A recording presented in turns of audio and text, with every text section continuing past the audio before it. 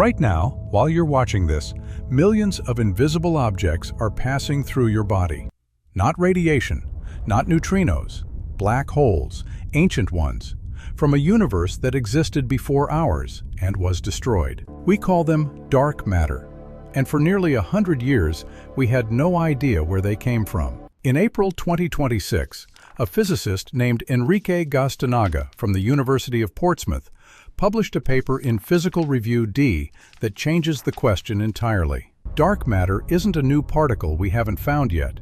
It's the wreckage of a dead universe drifting through ours. When I first read this, I had to put my phone down and just sit with it for a minute. Because if he's right, and the math checks out, then the darkness holding our galaxy together is older than time itself. Let me show you why. Dark matter makes up 27% of everything in the universe. We can't see it. We can't touch it. It doesn't emit light, doesn't absorb it, doesn't interact with anything except gravity. We know it's there only because galaxies spin wrong. Here's what I mean. Take our Milky Way. The stars near the outer edges should be moving slowly, the same way the outer planets of our solar system move slowly, because they're far from most of the mass. But they don't. They spin at the same speed as the stars close to the center. The whole galaxy rotates like a solid disk. By the laws of physics, that shouldn't be possible. The visible mass isn't enough to hold them.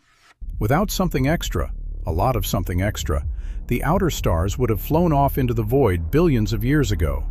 Every spiral galaxy we've ever observed has this problem. Every single one. So there's something out there. Something massive, invisible, everywhere, and we've been trying to find it for 90 years. Detectors buried under mountains in Italy. Detectors under 2 kilometers of ice in Antarctica. The Large Hadron Collider running for decades. Nothing. Not one particle.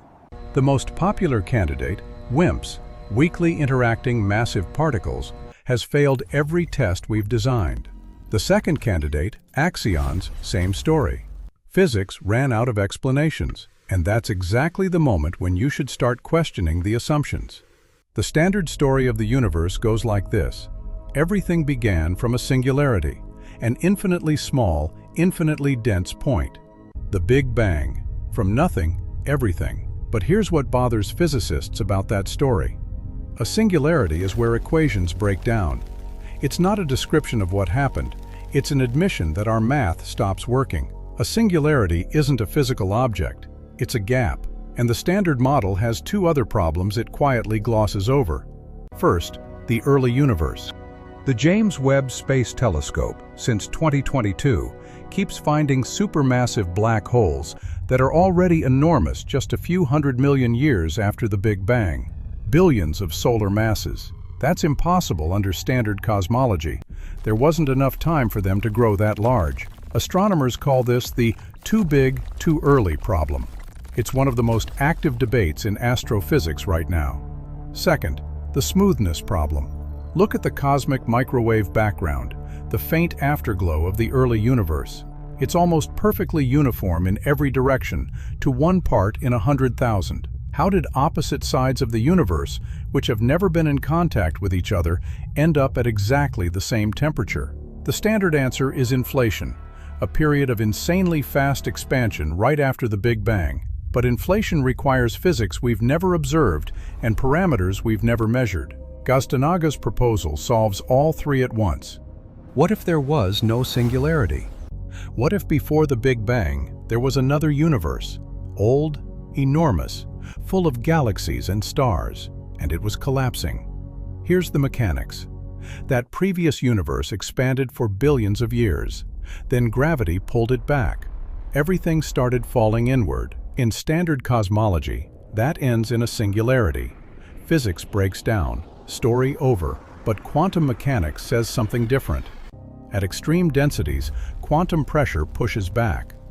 We already see this in neutron stars, where quantum effects prevent collapse into a black hole. At a certain density, the contraction reversed.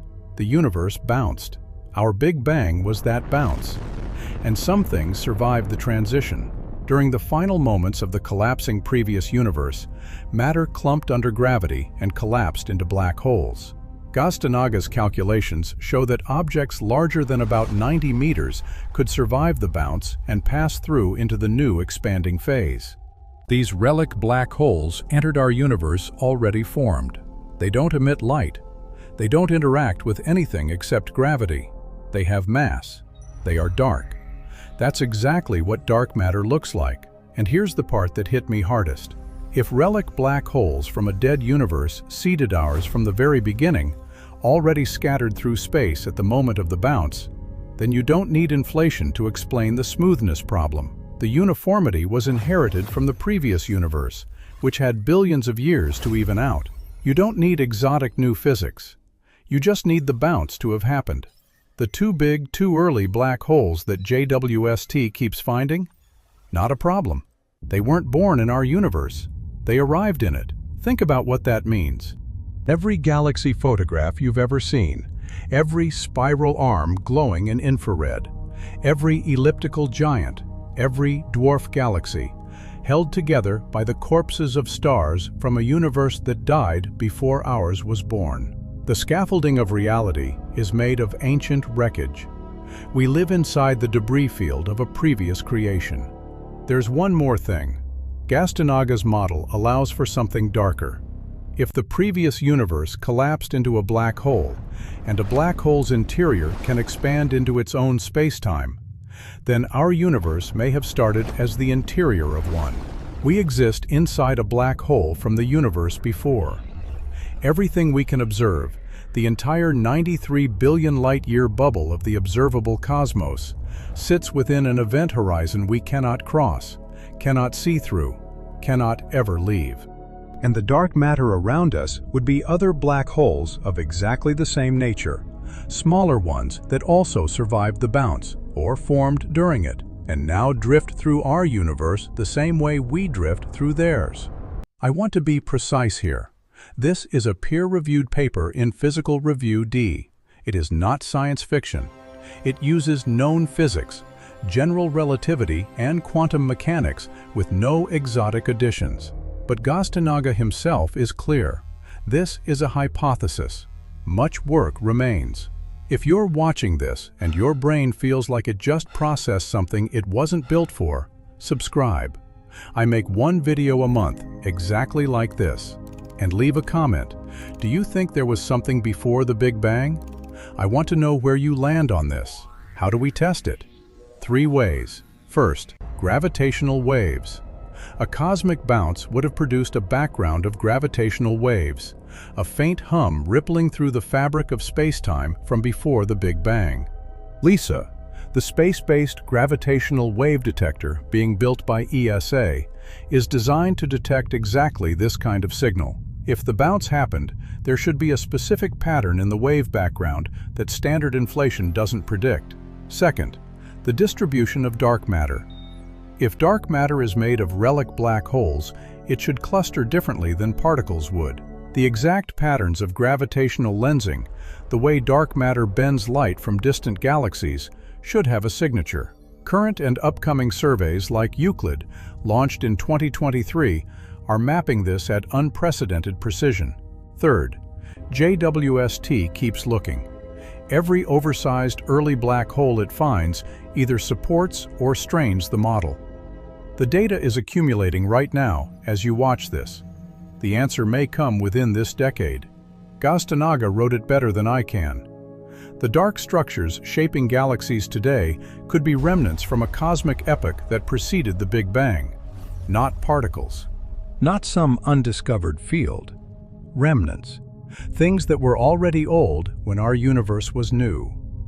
Right now, passing through your chair, your floor, your body, relic black holes from a dead universe. They don't know you're here. They never did. They predate the concept of here. They just drift, as they have since before the Big Bang, through the bounce, through the expansion, through the 14 billion years of everything we call history. They hold our galaxy together. They always have. And we've been calling them a mystery for 100 years, when what they actually were, all along, was a memory. The universe didn't begin. It remembered. I don't know if Gaztanaga is right. Nobody does yet. But this is the first explanation for dark matter that made me feel something beyond intellectual interest. Something closer to vertigo. Like the timeline underneath the timeline just came into view for a second. That's usually a sign. Thanks for watching. See you next month.